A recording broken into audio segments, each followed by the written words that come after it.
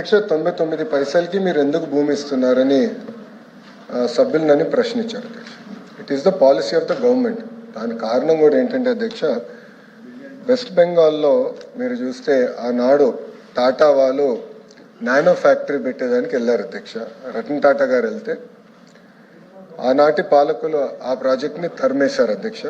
నరేంద్ర మోడీ గారు, గౌరవ ప్రధానమంత్రి నరేంద్ర మోడీ గారు, ఆయన గౌరవ ముఖ్యమంత్రిగా గుజరాత్ ముఖ్యమంత్రిగా ఉన్నప్పుడు అధ్యక్ష, టాటా సన్స్ ఆనాడు రతన్ టాటా గారికి అప్పుడు వాట్సాప్ కూడా లేదు అధ్యక్ష, SMS ద్వారా పెట్టి మీకు 99 పైసలకి నేను మొత్తం భూమి ఇచ్చడానికి సిద్ధంగా ఉన్నాను, మీరు రాండి గుజరాత్కి అని ఆయన కోరితే వాళ్ళు గుజరాత్కి ఆ ఫ్యాక్టరీ తీసుకెళ్లారు అధ్యక్ష. మొత్తం ఎకో సిస్టమ్ అనేది ఏర్పడింది అధ్యక్ష. అదే ఆదర్శంగా తీసుకుని ఐటీ ఎకో సిస్టమ్ మన విశాఖపట్నాన్ని ఒక ఐటీ క్యాపిటల్గా రూపుదిద్దించాలనేది మేము ఒక నిర్ణయం తీసుకున్నాం. ఒక ప్లాన్ ప్రకారం మేము ముందలు తీసుకెళ్తున్నాం. ఇక్కడ ఏంటంటే అధ్యక్ష, మొత్తం ఎకో సిస్టమ్ అనేది ఏర్పాటు చేయాలి అధ్యక్ష. ఏపీఐఏసీలు ఐటీ భవనాలు కట్టలేదు అధ్యక్ష, ఎప్పుడు కట్టలేదు. దిస్ ఓన్లీ బిల్డింగ్ అధ్యక్ష, అది మిలీనియం టవర్స్ అని ఒకే ఒక బిల్డింగ్ కట్టారు. అది ఆల్రెడీ లీజ్కి ఇచ్చాం అధ్యక్ష. లీజ్ పైన వచ్చే ఆదాయం చాలా తక్కువ అధ్యక్ష. మనం పెట్టే డబ్బులకి వచ్చే లీజ్ ఇన్కమ్ మనం బేరీ చేసుకుంటే పర్సంటేజ్ చాలా తక్కువ ఉంటుంది కనుక ల్యాండ్ డెవలప్మెంట్కి ఇస్తేనే బెటర్ అనేది ప్రభుత్వం ఒక పాలసీ తీసుకుని చేస్తాం జరిగింది అధ్యక్ష. మూడోది అధ్యక్ష, మేడం గారు అడిగారు, నేను మేడం గారిని సూటిగా ప్రశ్నించాలనుకుంటున్నాను అధ్యక్ష. మా ప్రభుత్వానికి అయితే పిల్లలకు ఉద్యోగాలు కల్పించే లక్ష్యంతో మేము పనిచేస్తాం. గవర్నమెంట్కి 2 రూపాయల ఆదాయం తగ్గినా పర్వాలేదు, ఇచ్చిన హామీ 20 లక్షల ఉద్యోగాలు మేము కల్పిస్తాం. That is our policy. లేదు మీకు ఆదాయం ఎక్కువ కావాలని పాలసీ మీకుంటే అది మీ పాలసీ. మా ప్రభుత్వం పాలసీ అయితే ఉద్యోగాల కల్పన అనేది ప్రభుత్వం పాలసీ అధ్యక్ష. అధ్యక్ష ఇంకోటి అధ్యక్ష, MSME పార్క్స్ గురించి ప్రశ్నించారు అధ్యక్ష. అధ్యక్ష 175 నియోజకవర్గాలు MSME పార్క్స్ ఏర్పాటు చేయాలనేది ప్రభుత్వం నిర్ణయం తీసుకుంది. అక్కడ లోకల్గా భూములు మనం తీసుకుంటున్నాం, డెవలప్మెంట్ మొత్తం ఎకో సిస్టమ్ క్రియేట్ చేస్తున్నాం అధ్యక్ష. అంతేకాకుండా ప్రైవేట్ పార్క్స్ కూడా చేయొచ్చని మేము పర్మిషన్ ఇచ్చాం అధ్యక్ష. అంటే 10 ఎకరాలు ఉన్నా 20 ఎకరాలు ఉన్నా 200 ఎకరాలు ఎవరి దగ్గరనైతే భూమి ఉందంటే వాళ్ళు ప్రైవేట్ పార్క్స్గా తయారు చేసుకుని వాళ్ళు ఆ పార్క్లో ఇన్ఫ్రాస్ట్రక్చర్ అంతా ఏర్పాటు చేసి వాళ్ళే అది మార్కెటింగ్ చేసి అమ్మకం పెట్టి వాళ్ళు చేసుకోవచ్చు అధ్యక్ష. దాంట్లో అద్భుతమైన ఉదాహరణ శ్రీ సిటీ. ప్రైవేట్ రంగంలో శ్రీ సిటీ ఉంది అధ్యక్ష. శ్రీ సిటీ ద్వారా ఒక ఎకో సిస్టమ్ అనేది ఆ ప్రాంతంలో కూడా ఏర్పడింది అధ్యక్ష. ఇంకోటి AMTZ అధ్యక్ష, విశాఖపట్నంలో మెడికల్ డివైసెస్ మ్యానుఫ్యాక్చరింగ్ కూడా ఒక ఎకో సిస్టమ్ ఏర్పాటు చేశాం అధ్యక్ష. మీరు చూస్తే ఈరోజు ఒక వైబ్రెంట్ ఎకో సిస్టమ్ ఉంది అధ్యక్ష. It is first of it's kind. భారతదేశంలో ఏ రాష్ట్రం లేని విధంగా మెడికల్ డివైసెస్ మ్యానుఫ్యాక్చరింగ్ కూడా ఒక అద్భుతమైన ఎకో సిస్టమ్ ఏర్పాటు చేశాం అధ్యక్ష. అధ్యక్ష ఇప్పుడు సాలాపూరే సత్వాది అడిగారు అధ్యక్ష. మేడం గారు దయచేసి వెళ్ళి హైదరాబాద్లో ఒకసారి చూడాలి అధ్యక్ష. ఐఎమ్ రిక్వెస్టింగ్ ఎవ్రీవన్, మీరు వెళ్ళి దయచేసి చూడండి. దిస్ ఈజ్ నాట్ ర్యాండమ్ కంపెనీలు, ఇది ఏదో ర్యాండమ్ కంపెనీలు కాదు, క్రెడిబిలిటీ ఉన్న కంపెనీలు. కనీసం 5-6 రాష్ట్రాల్లో వాళ్ళు డెవలప్మెంట్ చేస్తున్న వారు. వాళ్ళకి ఏంటంటే అధ్యక్ష, వాళ్ళ బిల్డింగ్స్ వాళ్ళకి grade A IT office space వాళ్ళు కట్టుకెళ్తారు అధ్యక్ష.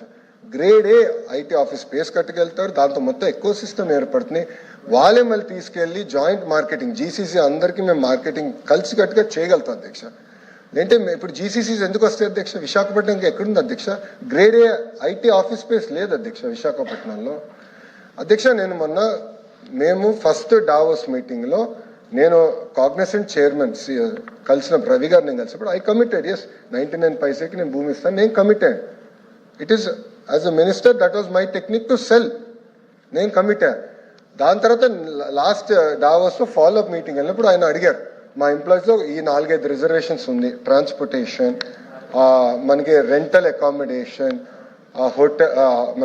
హాస్పిటల్స్, ఈ ఎకో సిస్టమ్ మీరు ఎట్లా బిల్డ్ చేస్తున్నారు? ఎందుకంటే మా ఎంప్లాయీస్కి ఈ పొటెన్షియల్ ఎంప్లాయీస్కి ఈ కన్స్ట్రెంట్స్ ఉన్నాయంటున్నారు, మీ ప్లాన్ ఏంటి? స్కూల్స్ ఏం చేయబోతున్నారు ఈ ఎకో సిస్టంలో, మీరు ఎట్లా బిల్డ్ చేయబోతున్నారు అని తిప్పి వాళ్ళు మమ్మల్ని అడిగారు అధ్యక్ష. ఏదో ఒక ఐటీ కంపెనీని తీసుకొస్తాం కాదు అధ్యక్ష, మొత్తం ఎకో సిస్టమ్ క్రియేట్ చేస్తేనే ఇది సస్టైన్ అవుతుంది అధ్యక్ష. ఆ ఎకో సిస్టమ్ బిల్డింగ్లో ప్రాసెస్లో as we are bringing hospitals, grade A IT space కట్టేవాళ్ళు. ఇప్పుడు కంపెనీస్ మేడం గారు చెప్పారు, ఓకే ఇది పేపర్ కంపెనీలా? There all credible large scale players అధ్యక్ష. వాళ్ళ space they are among the top 5. ఇంకా తీసుకురావాలి అధ్యక్ష. విశాఖపట్నంలో ఒక వైబ్రెంట్ ఎకో సిస్టమ్ క్రియేట్ చేయాలంటే తప్పనిసరిగా ఇలాంటి కంపెనీస్ తీసుకురావాల్సిన అవసరం ఉంది. చాలా ఫోకస్డ్గా చేయాల్సిన అవసరం ఉంది అధ్యక్ష. ఎందుకంటే 5 సంవత్సరాలు మనం ఇప్పటికీ చాలా నష్టపోయి ఉన్నాం. ఈ 18 నెలల్లో ఎవ్వరు ఊహించిన విధంగా ఇంత పెద్ద పెద్ద పరిశ్రమలు తీసుకొచ్చారు అధ్యక్ష. మీరు ఒకసారి చూడండి అధ్యక్ష, ఈ 5 కంపెనీల్లో మీరు చూస్తే అధ్యక్ష, ఈ 99 పైసలకి ఇచ్చిన దానికి సుమారుగా 65,000 మందికి ఒక ఐటీ రంగంలోనే మేము ఉద్యోగాలు కల్పించబోతున్నాం అధ్యక్ష. 65,000 మందికి అధ్యక్ష. 5 కంపెనీలు అధ్యక్ష, 5 కంపెనీస్. ఆ లక్ష్యం 5 లక్షల ఉద్యోగాలు. ఒక ఐటీ రంగంలో 5 లక్షల ఉద్యోగాలు ఒక విశాఖపట్నంలో కల్పించాలనేది, అది కూడా 2029 లోపల కల్పించే లక్ష్యంతో మేము అందరం పనిచేస్తున్నాం అధ్యక్ష. 18 నెలలైంది, 19 నెలలైంది ప్రభుత్వ అధికారంలోకి వచ్చి. మేము అధ్యక్ష ప్రశ్న అడిగారు, ప్రశ్న సమాధానం చెప్పాలి అధ్యక్ష. వినేదానికి సిద్ధంగా లేకపోతే నేను కూర్చుంటాను అధ్యక్ష. ప్రశ్న అడిగిన తర్వాత వాళ్ళకి నచ్చపోవచ్చు, అరే ఇన్ని ఉద్యోగాలు వస్తున్నాయి అనేది వాళ్ళకి నచ్చపోవచ్చు, ఇన్ని కంపెనీలు వస్తున్నాయి అనేది నచ్చపోవచ్చు. నన్నేం చేయమంటారు అధ్యక్ష? ఒక్కొక్క కంపెనీ మేము పట్టుకొస్తున్నాం, పెద్ద ఎత్తున పెట్టుబడులు తీసుకొస్తున్నాం. 25.3% భారతదేశంలో పెట్టుబడులు ఈరోజు ఆంధ్ర రాష్ట్రంగా వస్తున్నాయి. ఇక్కడున్న సహచారం మత్స్యలు మా బీసీ జనార్దన్ రెడ్డి గారు, టీజీ భరత్ గారు, దుర్గేష్ గారు, మేమందరం ఒక జీవోఎంలో ఉన్నాం. మేమందరం కలిసికట్టుగా చేస్తున్నాం కనుకనే ఈ రోజు ఇంత పెద్ద ఎత్తున పెట్టుబడులు వస్తున్నాయి, పరిశ్రమలు వస్తున్నాయి, 20 లక్షల ఉద్యోగాలు మేము కల్పిస్తాం అధ్యక్ష.